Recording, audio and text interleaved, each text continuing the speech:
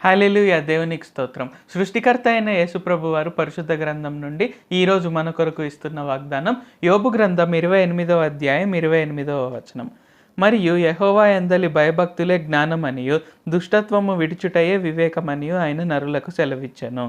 So, ఈరోజు వాగ్దానం గనుక చూసుకున్నట్లయితే మనకు జ్ఞానము అన్న, వివేచన అన్న, తెలివి అన్న మనకు రకరకాలుగా డెఫినిషన్స్ ఉంటాయన్నమాట. అయితే యేసుప్రభు వారు మనకందరికీ ఏం సెలవిస్తున్నారు? సో, నరులకందరికీ మనకందరికీ ఆయన ఏమని సెలవిస్తున్నారు?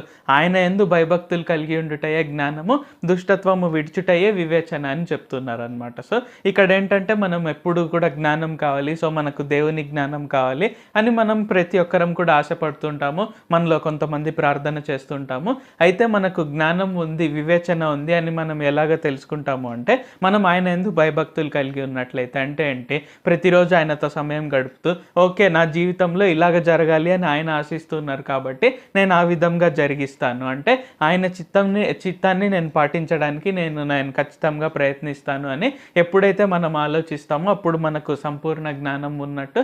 అలాగే దుష్టత్వం ఏదైతే ఉందంటే యేసుప్రభు వారికి విరుద్ధమైనది ఏదైనా సరే మనం ఎంటర్టైన్ చేయకుంటే మనకు వివేచన ఉన్నట్లు. కాబట్టి మనకు జ్ఞానం కావాలి, వివేచన కావాలి, తెలివి కావాలి అని మనం రకరకాలుగా వాటికి రకరకాలుగా మనం డెఫినేషన్స్ అనుకుంటుంటాం. అయితే యేసుప్రభు వారు ఈరోజు మనకు రియల్ డెఫినేషన్ చెప్తున్నారనమాట.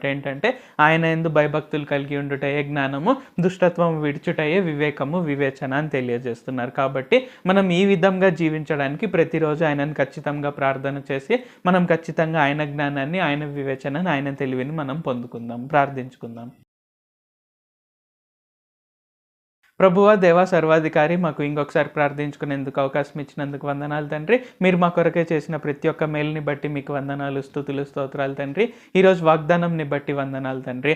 మాకు జ్ఞానము, వివేచన, తెలివి మాకు రకరకాలుగా డెఫినేషన్స్ ఉన్నాయి. అయితే ఈరోజు మీ యందు భయభక్తులు కలిగి ఉండుటయే జ్ఞానము, దుష్టత్వాన్ని మేము విడిచిపెట్టడమే వివేచన అని మాకు తెలియజేసినందుకు వందనాలు తండ్రి. కావున మేము ఆ విధంగా ప్రతిరోజు జీవించటకు సహాయం చేయండి తండ్రి. ఏ క్షణంలో కూడా మేము మీ యందు భయభక్తులు విడిచిపెట్టకుండా, మేము ఏ క్షణంలో కూడా దుష్టత్వాన్ని మేము ఎంటర్టైన్ చేయకుండా, మేము సంపూర్ణ జ్ఞానం, సంపూర్ణ వివేచన, అలాగే సంపూర్ణ తెలివి కలవారంగా జీవించుటకు సహాయం చేయండి. నజరేయుడైన సర్వశక్తిగల యేసుక్రీస్తు నామంలో ప్రార్థిస్తూ ఉన్నాం తండ్రి. ఆమేన్. Thank you Jesus. దేవుడు మిమ్మల్ని ఆశీర్వదించును గాక.